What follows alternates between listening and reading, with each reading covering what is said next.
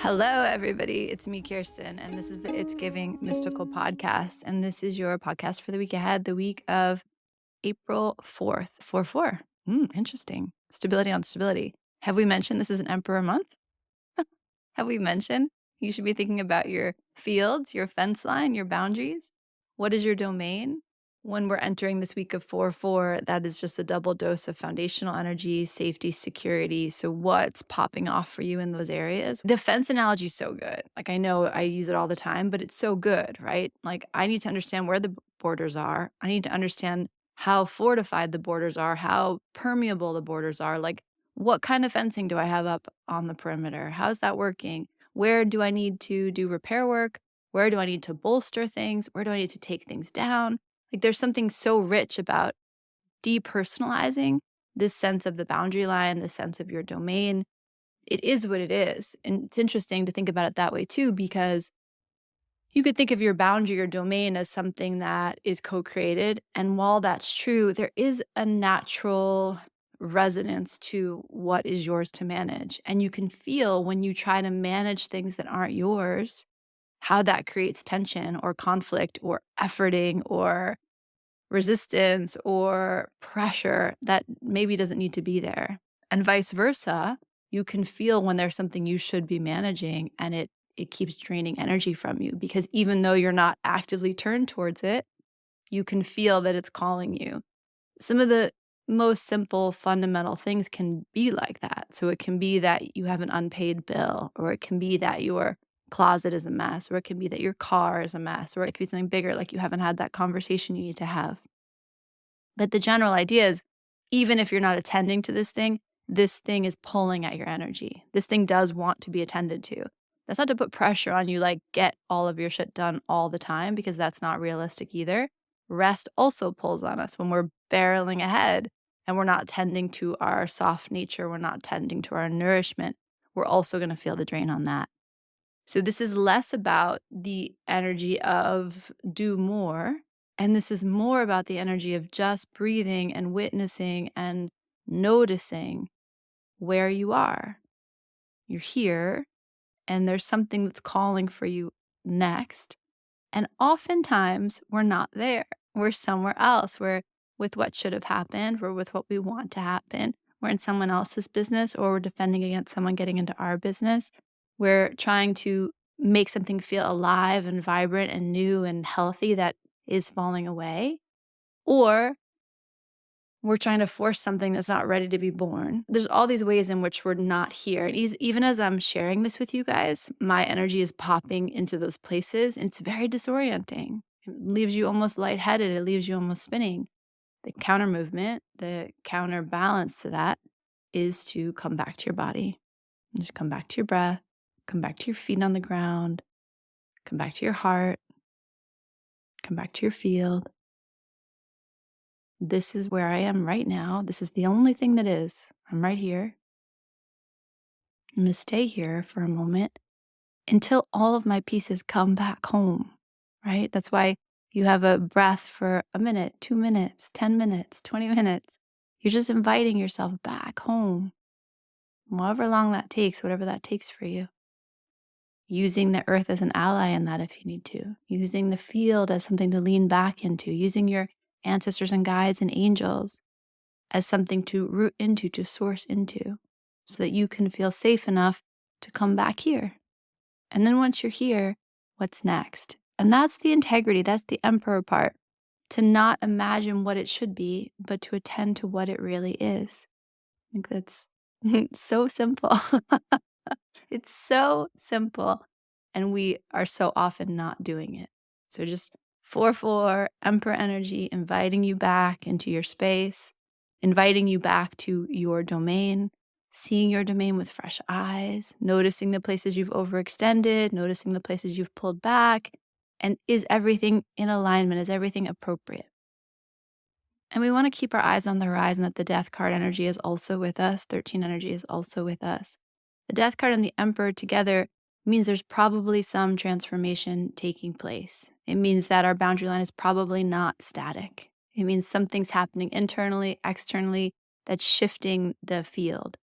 And for me personally, I'm watching some things kind of root in, take in, settle that have been ideas for a long time with work, with my personal life, with my home life. And that feels really good. It feels like, oh, right, this is appropriate. This is mine. And there's a yes from the universe in encouraging what my instincts were around that. That feels really good. Does that mean that there's not grief as well? Does that mean there's not adjustments, transformations happening that we wouldn't choose? I'm sure. And for me too, and for you too. But there's a sense of the natural evolution of a space, the natural evolution of a domain, of a kingdom, of a land. And so you're taking that in. You're taking that in for yourself. You're taking that in for your community. You're taking that in for the larger world, the shifting boundary lines. And there's much we can't control in that, but we can control what is ours. And so the call back in April will always be, are you on your fields? Are you in your domain? Are you managing what you can manage? The brilliant and always helpful serenity prayer. God, grant me the serenity to accept the things I cannot change, the courage to change the things I can, and the wisdom to know the difference. That is a brilliant prayer for the month of April. Accept the things I cannot change, the courage to change the things I can, and the wisdom to know the difference. It's so important and it's so relevant right now. I wonder how the sun week treated you. I wonder if you felt you had clarity and illumination and maybe possibly some joy and happiness in the past week. I hope that there was more light in your life. I hope that that light felt warm and nourishing and fortifying. I hope it was a joyful illumination, a joyful clarification.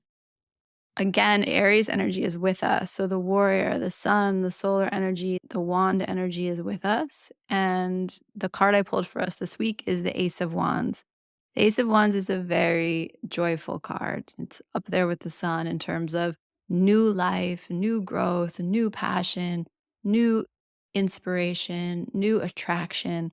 The Ace of Wands is a very sexy energy, the energy of flirtation, it's the energy of passion. There's a sense of attention. Even the card itself has a kind of phallic imagery. There's a sense of desire and attention and momentum and movement.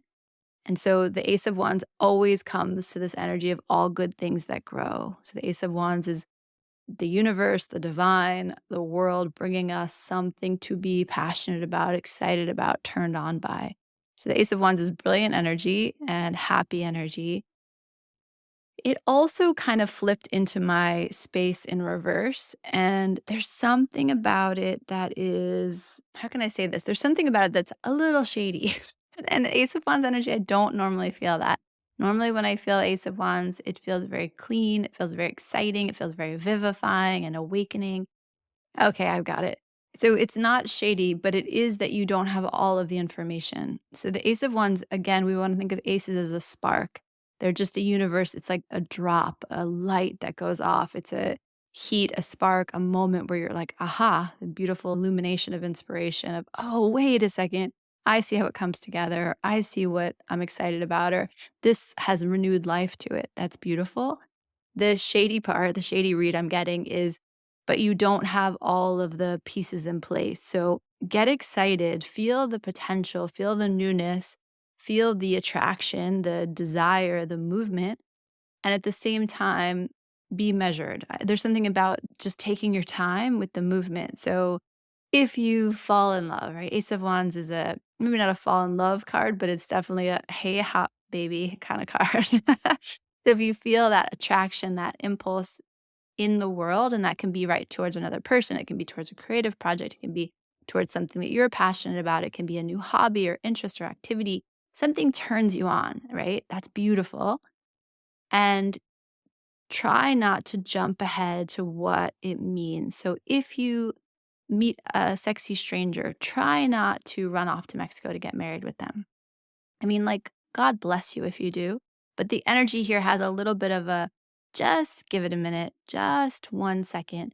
Between the Aries movements that are happening, the Uranian movement that's happening, the Neptunian movement that's happening, there's just a sense of not being crystal clear, but having the heat and the energy of like, I know, but you don't know because the world is shifting. So, can you balance both of that? Like, can you hold in both hands this idea that I may know what's right for me, And I may not know how that's going to unfold in the world at the same time. So I can feel confident and clear, and I can be excited and motivated, but I can also not have it all laid out in front of me at the same time. So there's just something about measuring that, because the Neptune is going to cloud things. The Uranian energy is going to bring in a sense of surprise and shock, and we don't really know how things are going to change.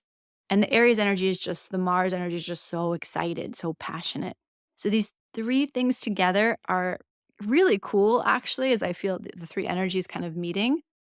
And they ask for a little bit of measured pacing. They ask you just to slow down a little bit. What I would say about the aces always is that they require cultivation.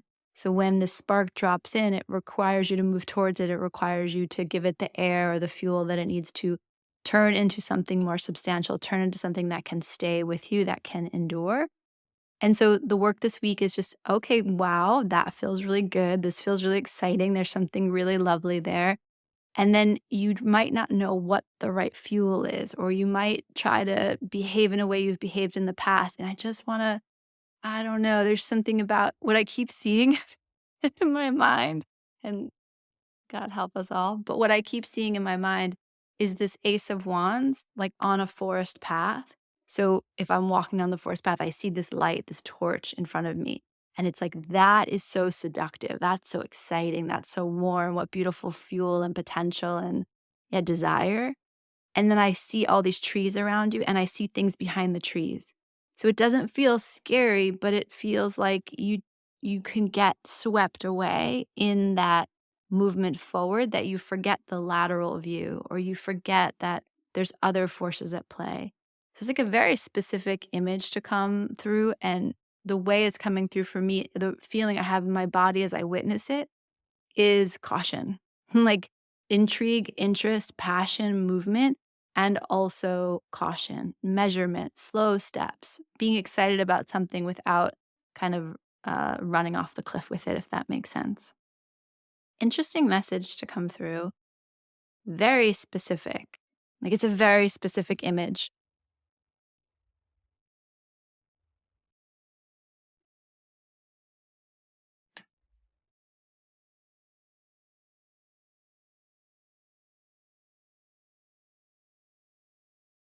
So in this week ahead, just have a sense of what's turning you on, like what's lighting you up. That's valuable. That's good information. It's valuable to know. It's exciting to feel it. There's also a sense that it's been a cold spell. And there's the other energy that's kind of in this larger metaphor, that you felt cold. You felt unclear. You felt like, I haven't known which direction to head in. I haven't known which path to walk down. I have felt in the dark. I have felt confused. So there's something about the light of this wand that is just extra seductive and extra warm. And again, it's a good thing. It feels true. It feels true and right, but it feels like you want to keep your vision wide. You want to keep your perspective wide. Okay, so I get excited about this thing. I want to move towards it. I'm going to move slowly. I'm going to have measured pacing. I'm going to let things settle with each step. And I'm also going to trust that when the universe hands us an ace, it's handing us something that wants to bloom, that wants to unfold, that wants to evolve. This came up in the Creatrix call earlier this week, that Rick Rubin concept of the things that want to be born in this world want to be born in this world. You think of creation like a river. It's not that you need to force the thing to life, it's that you need to be available and willing when it runs through your hands. So you picture your hands in the water, these little sparks, these little ideas, these moments land in your hand, and then the artist is available, and I mean that term so broadly. The artist is available to then cultivate that thing into form, to shepherd it through the process or shepherd it down the river. But what Rick Rubin says is that if you're not there, it will happen. It's the concept of, have you ever seen a book and been like, I had that idea, or watched a movie and been like, I thought of that? He's like, because that idea is coming to life. That idea is having its moment. So the question is, are you willing to trust that moment of co-creation, that moment where you come together and have the idea? Are you willing to then do the work required to bring that idea to life? That's very much Ace of Wands energy. So The reason I'm saying all of this is because when we have the spark, when we have the Ace of Wands, it's the universe saying, this is something that wants to be born. Do you want to do the work? Do you want to be the vessel? Do you want to be the shepherd? Are you willing to meet this idea in devotion to its becoming, to its, incarnation or development in the world? So I say that because whatever comes up for you, it's right and good and exciting. And there's something about taking your time. There's just still work to be done. We can tie it back to what we just said about the Emperor and the Death card. The boundary lines are shifting. They're getting mended. They're getting resettled. They are dying away and being born again all at the same time. So have the idea, but maybe you don't have a sense of the full landscape. So you don't necessarily know where this idea, this baby idea, can live on your land, can live in your domain. So we're just going to take it in and believe that it's appearing for a reason. Let it feel good. Let yourself be excited and turned on and inspired by it. And also be patient. It's like the best thing I can say.